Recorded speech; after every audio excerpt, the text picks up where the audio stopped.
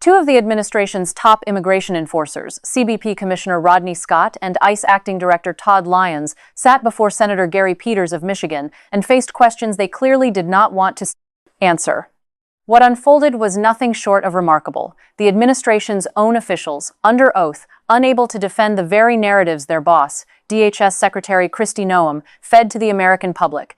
When the people enforcing the policy can't justify the rhetoric, you have to ask, who is really running this operation, and on what basis? Senator Peters. So we just watched on the video of previously American citizens that were basically being manhandled and pushed and hit and beaten with canisters. We didn't see on the video, but 95% of them, or 90+% of Americans who have seen that video, also shot, Alex Pretty shot 10 times while laying face down in the back by law enforcement officers.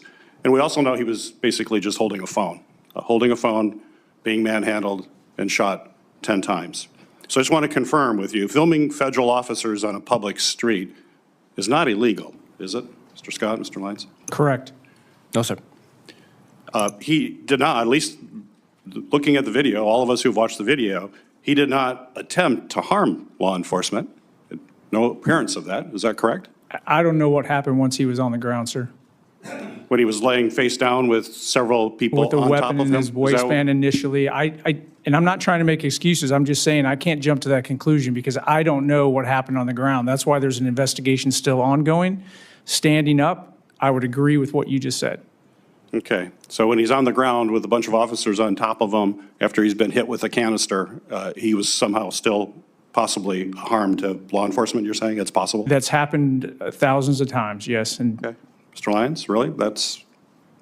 You saw him that as a possible threat? Sir, from the, that wasn't an ICE operation, that was a CBP operation. I get it, but you're a highly trained professional. Yes, sir.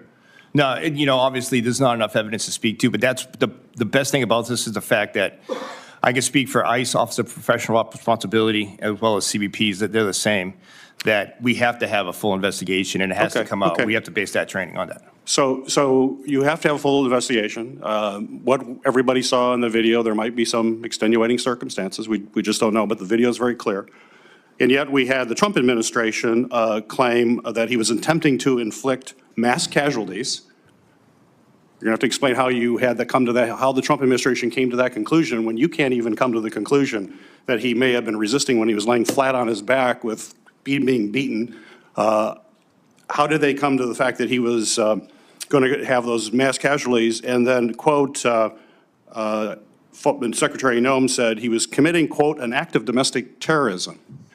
What you saw in the video, is that what you train your officers? Someone laying on the ground, that's an act of domestic terrorism? Commissioner Scott and Acting Lyons, did you provide Secretary Noem with an assessment of what Mr. Pretty was engaged in and that he was engaged in domestic terrorism? Is that why she said that? Is because you told her? That was your belief at that time? Even though you need an awful lot of investigation now to know exactly what happened. Are you the ones that told her that? no, sir. No, sir. Did anyone who reports to either of you provide this assessment to Secretary Noem that this was mass casualty, or he was attempting to inflict mass casualties and domestic terrorism? Did someone in your staff tell her that? Not to my knowledge, sir. No, So sir. why would Secretary Noem, why would she tell the public that this was an act of domestic terrorism when right in the heat of the moment? How would she possibly come to that kind of conclusion to tell the American public that when they're watching this video? I can't speculate on what someone else would say or why, sir. Mr. Lyons? Sir, I can't speculate to what the Secretary thought at that time, sir. So it seems to me a really big question, which means that we have to have Secretary Noem here. She deserves it. The American people deserve to have the Secretary, the person who is responsible to, you are responsible to, and all the men and women ICE answer to her. She needs to be before this committee. She ducks coming out in public and talking and hasn't accepted prior invitations to come to this committee. I would hope the chairman would invite her because this is an important question. How could you come to those conclusions, those narratives, before any evidence was there, even after all that's happened since then? You too are telling me you don't have enough evidence, even though it looks so clear on the video. It should have looked really clear to her if she looked at the video, if she had it that close. A lot of this got posted pretty quickly. How she came to those conclusions, I don't expect you to know that. You didn't provide any information to her, which makes me question it even more. If she got no information from you in the chain of command, how would you come up with that kind of narrative if the chain of command wasn't doing it? Acting Director Lyons, we have all seen multiple instances of DHS personnel jumping out of unmarked cars. They will have weapons drawn. They're wearing masks. They don't have clear identification. And this, of course, immediately will escalate an encounter with the public. There's no way around it that's not escalatory when you see that coming at you. Often these masked individuals are only wearing a sign on their vest that just says police. This is the type of vest that can be easily purchased by anyone and used to basically impersonate an officer. In fact, last year, this administration, the Trump administration's FBI released a bulletin entitled, and I'm going to put this in the record without objection, Mr. Chairman, "Criminal Actors Impersonate ICE Agents to Commit Violent Crime." Are you aware of this bulletin put out by the FBI? Yes, sir. Mr. Scott? Yes, sir. So I'll put this in the record if I may, Mr. Chairman. So given this, the FBI is warning people that criminals are impersonating immigration officers. My question to you is, how can you expect any U.S. citizen to follow orders from an unidentified masked man surrounding them, given we know there are these impersonators out there that are, according to the FBI, committing a lot of crime because they're terrified. They don't know what's going on. They don't know who these people are, or they falsely believe they're a federal agent, and they aren't. They're a violent criminal.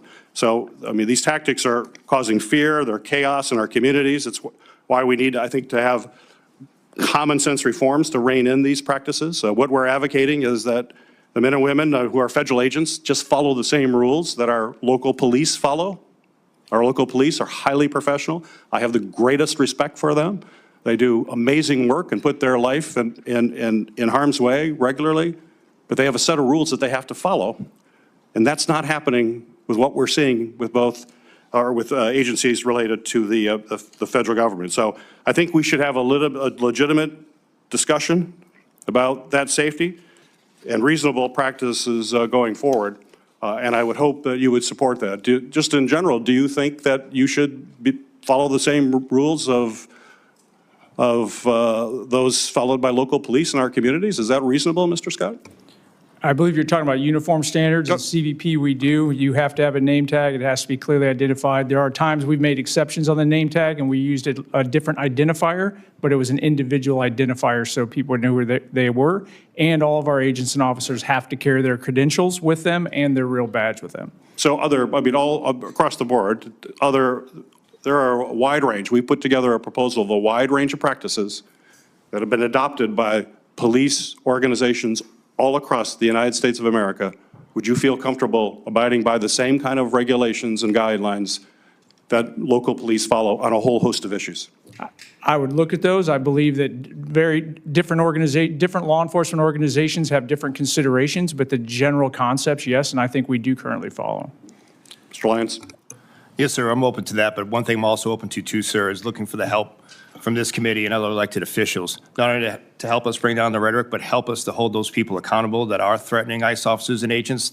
I think to dispel the fear of the men and women of ICE, that'd be huge. That would be a real step going. As we've looked at the complaints, and Senator Peters has brought this up, one of the things from a lot of the different videos that are out there is the complaint that the officers are quick on the draw. Basically, they're drawing weapons. I know there are rules for the police drawing weapons.